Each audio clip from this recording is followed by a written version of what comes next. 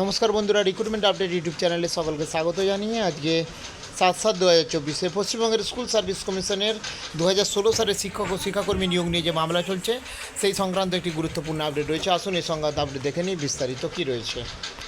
School service কমিশনের চাকরি বাতিল মামলায় বড় আপডেট। তথ্যগত গড়মিলের ব্যাখ্যা নিয়ে এবার সুপ্রিম কোর্টে যাচ্ছে এসএসসি। পর্ষদের নিয়োগ ও এসএসসির সুপারিশের হিসাব মিলছে না বলেই সূত্রে খবর।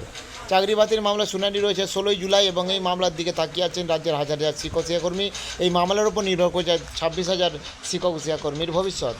এবং স্কুল সার্ভিস কমিশনের সুপারিশ ও মধ্যশিক্ষা পর্ষদের দেওয়া নিয়োগের হিসাবে একটা তথ্যগত গড়মিল রয়েছে, যেটা বারবার কলকাতা হাইকোর্টের আলোচনার বিষয় হয়ে দাঁড়িয়েছিল। সেই গড়মিলের ব্যাখ্যা সুপ্রিম কোর্টে দিতে চলেছে স্কুল সার্ভিস কমিশন। এই ব্যাখ্যা আদৌ কি সন্তুষ্ট হবে সুপ্রিম কোর্ট, সেটা বোঝা যাবে শুনানির দিনেই।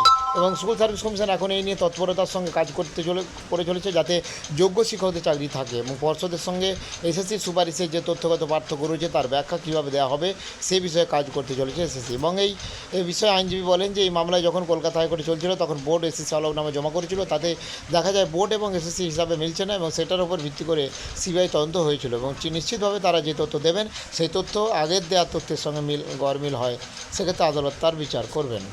তো যাই হোক, এই আপডেটটা আমি শেয়ার করলাম। আর আপডেটগুলো অবশ্যই শেয়ার করবো, সঙ্গে থাকবেন এবং চ্যানেলটা সাবস্ক্রাইব করে নেবেন। ধন্যবাদ।